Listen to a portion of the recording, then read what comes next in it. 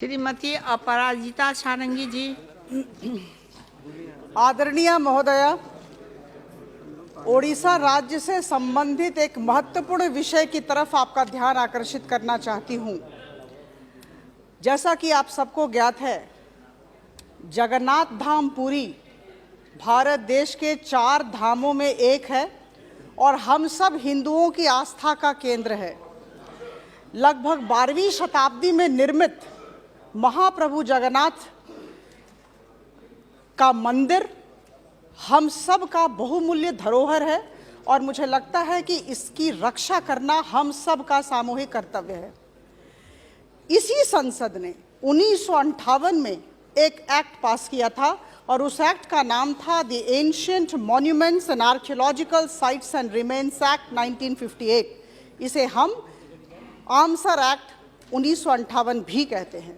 इस एक्ट के अनुसार, इस कानून के अनुसार किसी भी ऐतिहासिक स्थल के 100 मीटर के भीतर किसी भी तरह का नया निर्माण कार्य हो ही नहीं सकता है। मैं पुनरावृत्ति करूंगी, हो ही नहीं सकता है।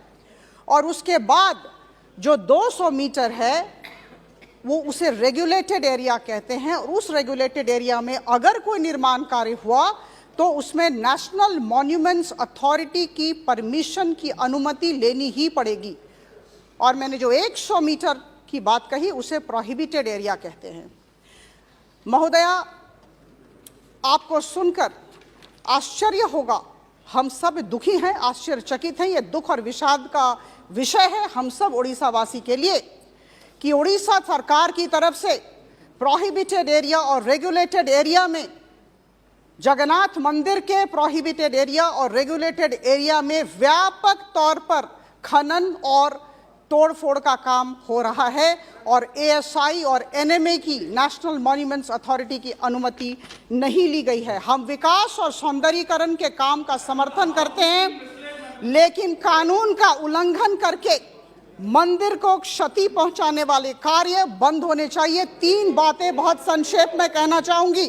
प्रथम, जब जगन्नाथ मंदिर के आसपास के कार्य शुरू हुए उस समय एक कंसल्टेटिव कमेटी गठित की गई जिसमें एएसआई के सदस्य को रखा ही नहीं गया।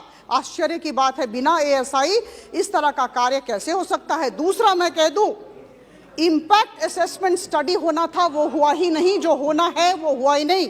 और तीसरा, मैं कह दूं, ग्राउंड पेनिट्रेटिंग रडार सर्वे जो होना था वो हुआ ही नहीं।